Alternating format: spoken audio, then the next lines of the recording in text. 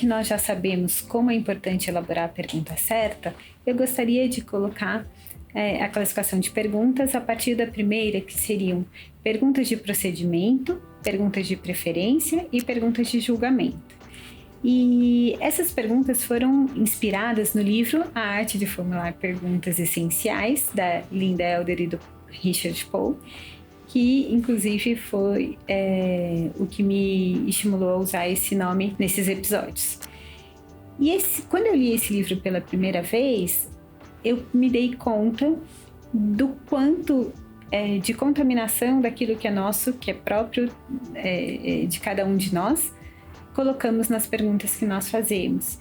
E me dar conta de todas essas informações subliminares, subconscientes que colocamos nas perguntas, foi o que me despertou a estudar essa classificação de perguntas como forma de ir, de alguma forma, tendo mais clareza e entendendo para que serve cada uma dessas perguntas. Porque se eu pretendo obter um resultado e faço a pergunta que me leva para outro lugar, não vai funcionar. Então, essa é a ideia de fazer essa separação na forma de perguntar. Então, é para facilitar essa compreensão de qual a pergunta certa.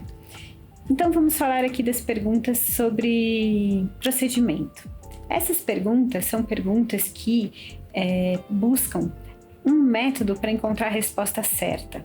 Então, a partir dessa ideia de perguntas que buscam procedimento, elas usam o conhecimento existente, sejam com dados, sejam com definições, sejam com fatos, para dar uma resposta precisa. Então, só comporta aquela resposta, não comporta outra.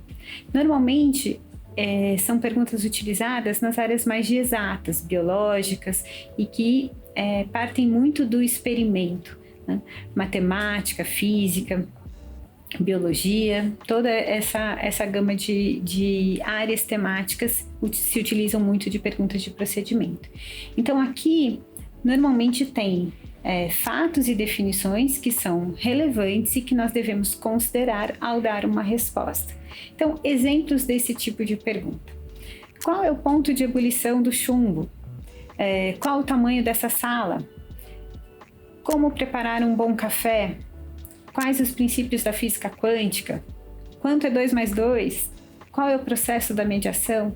Então, essas perguntas vão ser respondidas a partir de dados, de elementos concretos, de definições que já existem de alguma forma para poder pautar essa resposta que quer ter um conteúdo correto de resposta. Então ela busca certezas a partir do conhecimento. Então, quando eu pergunto do processo de mediação, eu estou querendo uma resposta que diga qual é a forma de fazer aquilo. Quando eu pergunto como preparar um bom café, qual é a forma de preparar aquilo? Então, são perguntas que buscam método. Depois eu tenho as perguntas de preferência. As perguntas de preferência, elas buscam entender, a partir do subjetivismo daquele que responde, o que aquela pessoa prefere, o que para aquela pessoa seria do seu gosto, do seu agrado. Então, neste tipo de pergunta, não tem fatos ou definições relevantes que devem ser consideradas para dar a resposta. Então, aí eu posso perguntar: que cor de roupa te cai bem? Qual é o seu tipo de música favorito? Você prefere passar as férias na praia ou na montanha? Por que você considera que é melhor competir do que colaborar? Então, são gostos, preferências. São perguntas que vão buscar uma resposta completamente subjetiva de alguém. E aí eu passo para as perguntas de julgamento. Nas perguntas de julgamento, elas exigem uma comparação, elas exigem um raciocínio para buscar qual é a melhor resposta dentro de uma gama de possibilidades.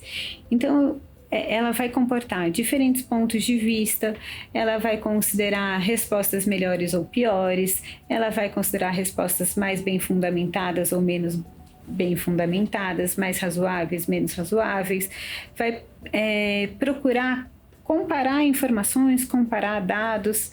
Então, não é que tem uma resposta certa, correta, comprovável, como na pergunta de procedimento, mas ela vai tratar de assuntos a partir de especialidades que estão em desacordo, e por isso essa questão da comparação é interessante. Então, aqui ela vai, a partir desses diferentes critérios, pontos de vista, comparar, analisar as informações e buscar ter mais clareza.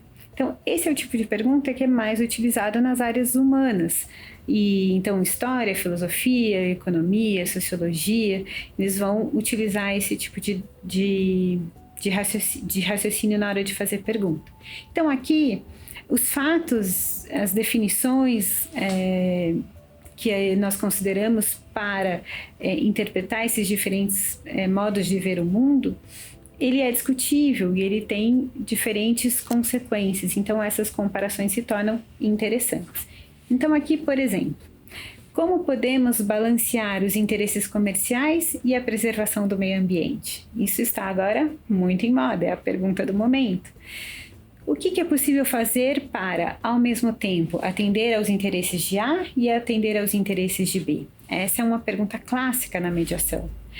O aborto deve ser legalizado? Ou o uso das drogas deve ser liberado? Então, aqui também eu tenho várias visões de mundo diferentes que podem pautar essas respostas. Qual é o método mais eficiente para solucionar os conflitos? Também aqui eu contrasto diferentes situações.